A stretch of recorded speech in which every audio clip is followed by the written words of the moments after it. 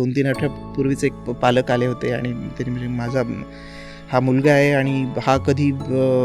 Cricket खेळतो आणि उत्तम खेळतो, मग याचं लक्ष असतं की आता नाही मी डान्स क्लासेसला तर मी डान्स करतो, मग मला सायकोलॉजीमध्ये इंटरेस्ट आहे, मी सायकोलॉजी पुस्तकच वाचत बसतो आणि अभ्यासातही चांगला आहे, पण आम्हाला काळजी की नाही करावं काय नाही तर कुठलं कारण येणाऱ्या काळात यापैकी कशाला महत्त्व आहे हे सांगा. आणि त्यांचं एकूणच असं म्हणजे एक हे होता टेक होता की तुम्ही हे सांगावं की आता हेच कर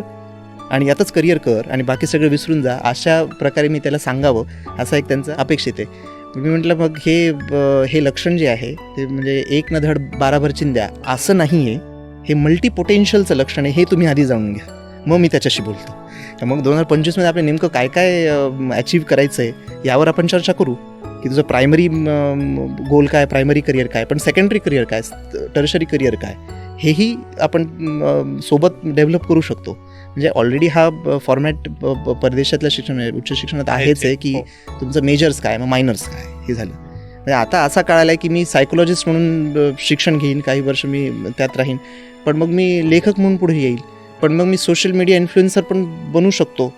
आणि मला रेस्टॉरंट्समध्ये खूप म्हणजे फूड इंडस्ट्रीमध्ये खूप म्हणजे फूड बेवरेज, तर मी ह्या सगळ्या अनुभवाचा आणि माझ्या सगळ्या नेटवर्कचा वापरून करून मी तोही धंदा चालवू शकतो, तोही व्यवसाय करू शकतो. मला असं वाचलेलं आठवतंय की आजच्या पिढीला त्यांच्या पूर्ण करिअर जर्नीमध्ये 3 ते 4 वेळेला करिअरच बदलावं लागणार अशा रिपोर्ट, त्याची तयारी पाहिजे प्रत्येकाची, आणि त्याच्यासाठी तुम्ही जे म्हणत की अडॅप्टिबिलिटी पाहिजे आणि एजिलिटी पाहिजे, तर ते त्यासाठी पाहिजे. हां, आणि अटेन्शन स्पॅन जो तिसरा माझा ए आहे तो यासाठी, कारण आपल्याला जर वेगवेगळी तंत्रज्ञान शिकून घ्यायची तर